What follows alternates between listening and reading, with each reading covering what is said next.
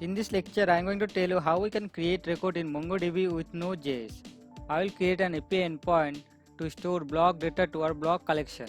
So first of all, I will create a new route file inside our routes folder called block.out.js, and then I will create a new controller file inside our controllers folder called block.controller.js.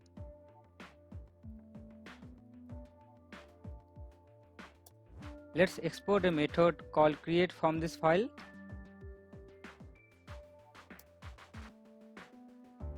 Let's create request and response as a parameter to this method. And then I will take the code from our auth route file and then I will paste the code inside our block route file. Let's remove this route and then I will import our block controller inside our block route file. And now I will create our block creation API endpoint. Route method will be post, eval will be create, and it will execute block controllers create method. And this route should be protected. We need to add our auth modular to this route. In the previous lecture, I created this modular.js file and I secured this route. If you don't know how to secure API endpoint in Node.js, you can watch my previous lecture. Now let's import our modular.js file inside our block route file, and then let's use auth modular to this route to protect this endpoint. Now let's import our block route inside our main route file,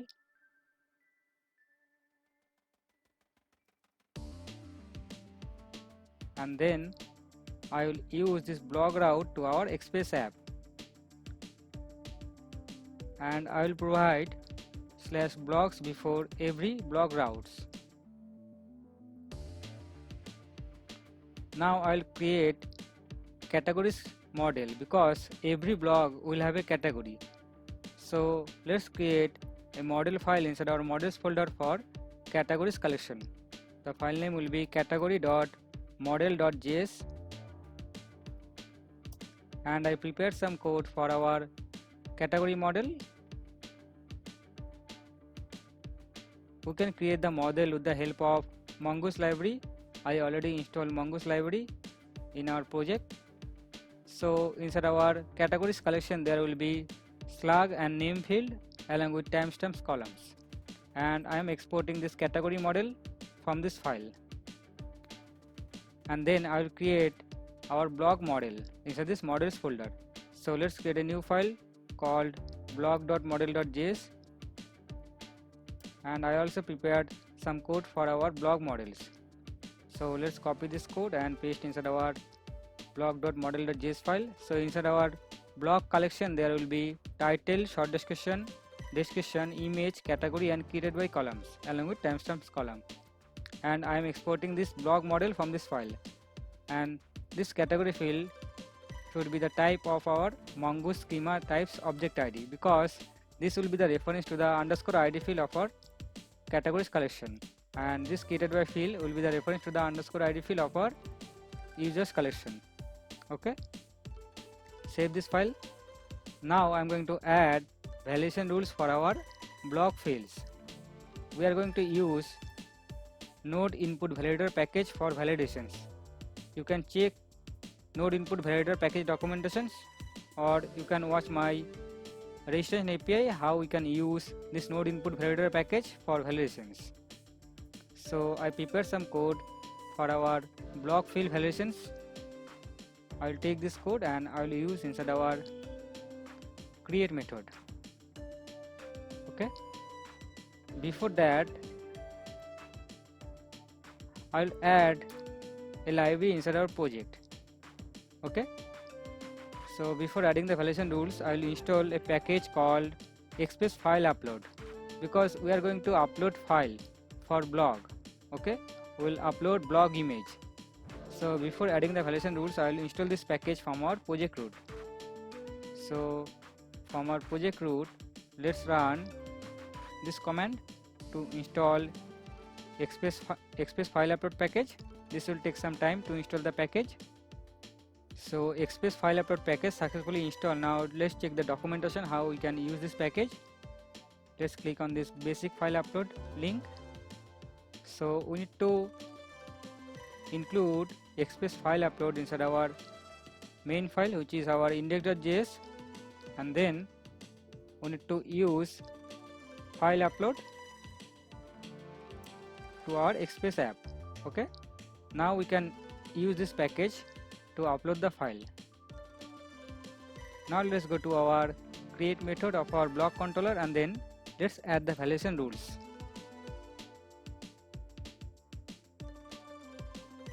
So our title field should be required, and it should be min of 5 characters and max of 100 characters, and our short description field should be required. Description field will also be required, along with category and image field. Okay, because we are using this validator, we need to import validator inside our block controller. So let's check the documentation of node input validator package. So let's import this validator inside our block controller, and then we need to add async before this function because we are using await inside this function. So let's use async before this function so that we can use await inside this function. And then we are checking if validation fails, then we'll return a JSON response with status code 422, and we'll return the validation error messages. Now let's test this endpoint from Postman. So let's open a new tab from Postman, and then let's provide the request URL, which will be our base URL /block/create, and route method will be post. Let's call this endpoint. You see we are getting a JSON response with message please log in to continue, because we are not providing any authorization token, right? Because this endpoint is protected, we need to provide API token through authorization header to access this URL. That's why we are getting such messages from this JSON response. So let's generate API token through login API, and then let's copy that token and then paste this token inside this authorization header. Let's call this endpoint again. You see now we are getting validation error messages because we are using this express file upload package. So now we can pass data through this body form data. Before that we are passing data through this xwww form URL encoded. Now we are using this express file upload package, then we can pass the data through this form data. So let's provide title, short description,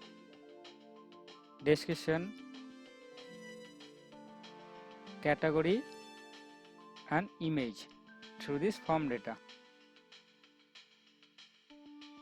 Let's provide a title, test title. Let's provide short description to test, and we need to provide the category ID here.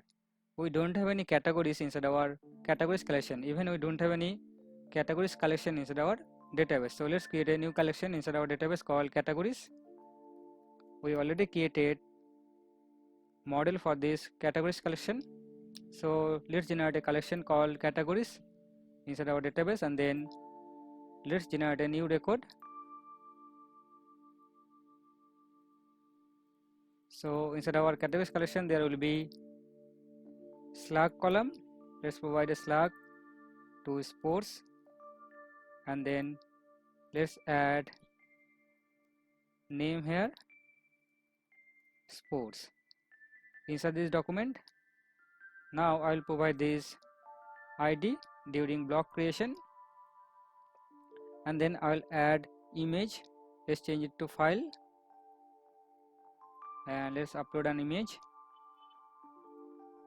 Okay, now if I try to execute this endpoint with all this valid data, yet we are getting this, the image file is mandatory because we cannot get image data from this request body, which we are passing this inside this validator method, right? So we can get image from request files, right? So I will check if there is any image user is uploading during block creation, then we'll add this image data to this request body image key, and then we are passing this request body to this validator function. Okay, now if I try to execute this endpoint again, You see, now we are not getting any response because this validation passes, but we are not doing anything after validation passes successfully, right? So let's cancel this request. Now what we will do, we will upload the image. Okay, so first of all I will open a try catch block.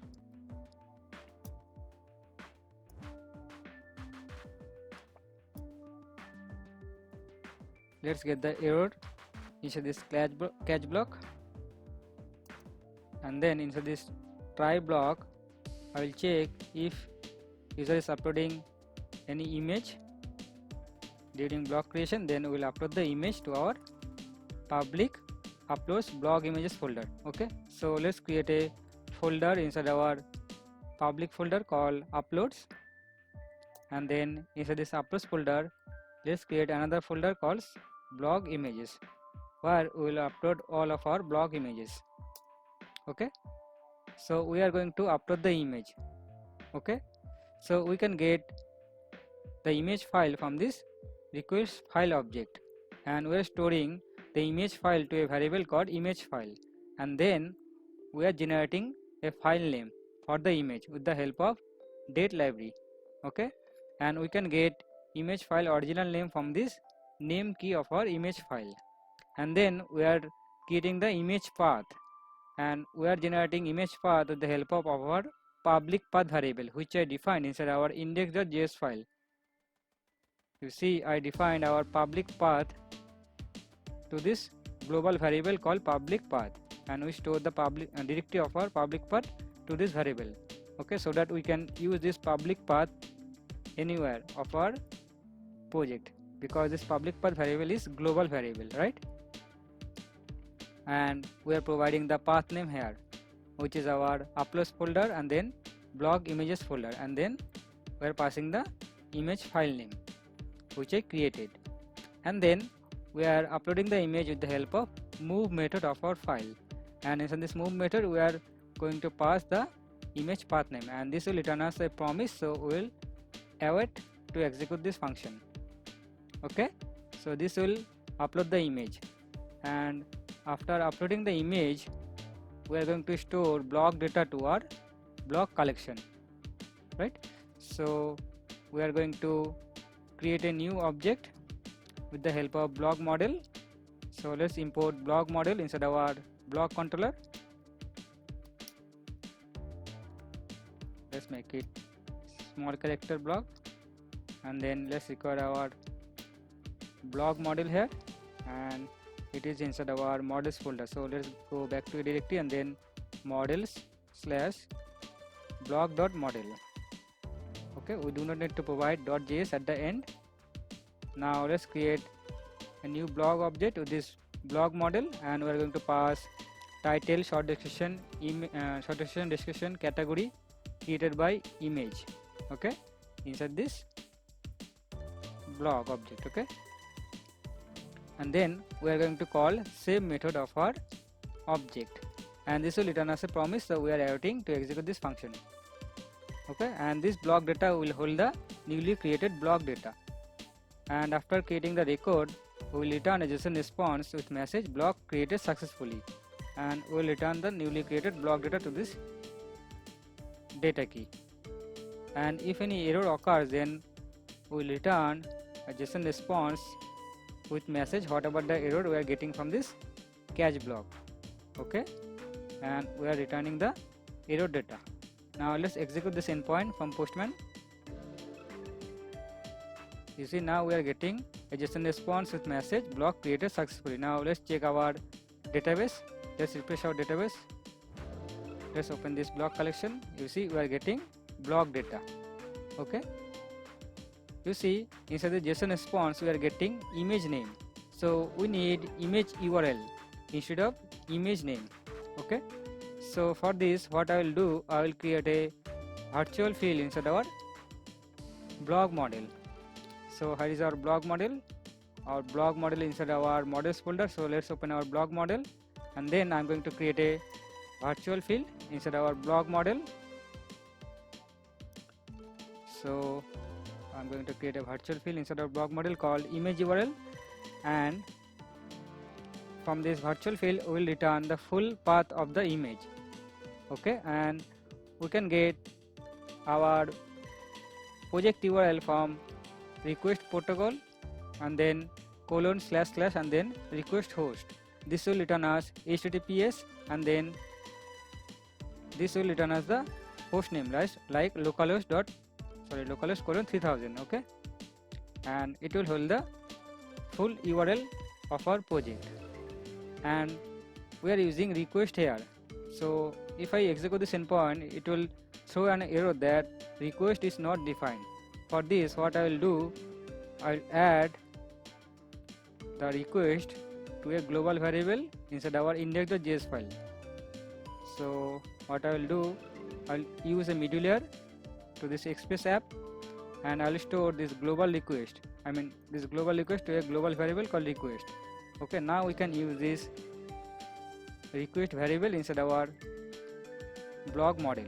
Okay, and this will return the full path like HTTPS and then localhost colon 3000. Okay, and then we are appending the path of our blog image, which is inside our public uploads and then blog images and then the image name. Okay, we are getting the image name from this object and we store the image name to this image field. Okay, now this will not return the image URL to this JSON. If I call this endpoint again with another title, let's check, are we getting the virtual field? No, we are not getting the virtual field. For this, we need to add these two object and two JSON inside this second parameter object. Okay, we need to provide two object, and inside this two object we need to provide the virtual true, and inside the two JSON we need to provide virtuals to true. Now if I try to execute this endpoint, let's provide a new title. You see, now we are getting image URL in the JSON response. Okay, if I try to get this data, image data, let's call this URL from the browser, execute this endpoint. You see, we are getting an error that cannot get this URL because we need to tell the Express app that our public path is this folder. Okay, so we need to tell Express that our static directory is public folder. So let's add this code inside our index.js file. Okay, now if I try to execute this endpoint again, you see, now we are getting the image. Okay, so we successfully created data to our MongoDB with the help of Mongoose library. Now I'm going to load user data and category data for this newly created blog. So I'll load user data and category data with the help of populate method, and I'll store newly populated data to a variable called populated data, and we can populate category data with the help of populate method. So let's call populate method here, and then inside this populate method let's pass category, and then I'm going to load user data here also. So let's call another populate method, and then let's provide created by here inside this populate method, and then we need to call exec populate method, exec populate. Okay, this will populate user data and category data for this newly created blog. Okay, and this will return as a promise, so I will await. Now instead of passing this blog data, I will pass this populated blog data. Now if I try to execute this endpoint, you see we are getting a message, schema hasn't been registered for model category, because we have category model but we never use this category model. So any of our file, let's import this category model. So I'm gonna load this category model inside our categories controller. So let's open our, sorry, we don't have any categories controller, so let's import our category model inside our blog controller. So let's import our category model inside our blog controller, because we need to register our category model inside anywhere of our Express app. Now let's execute this endpoint again. You see, now we are getting user data and category data for this newly created blog. In the next lecture, I am going to create an API endpoint to get all the blogs data with search, filter, sorting and pagination functionality. So stay connected.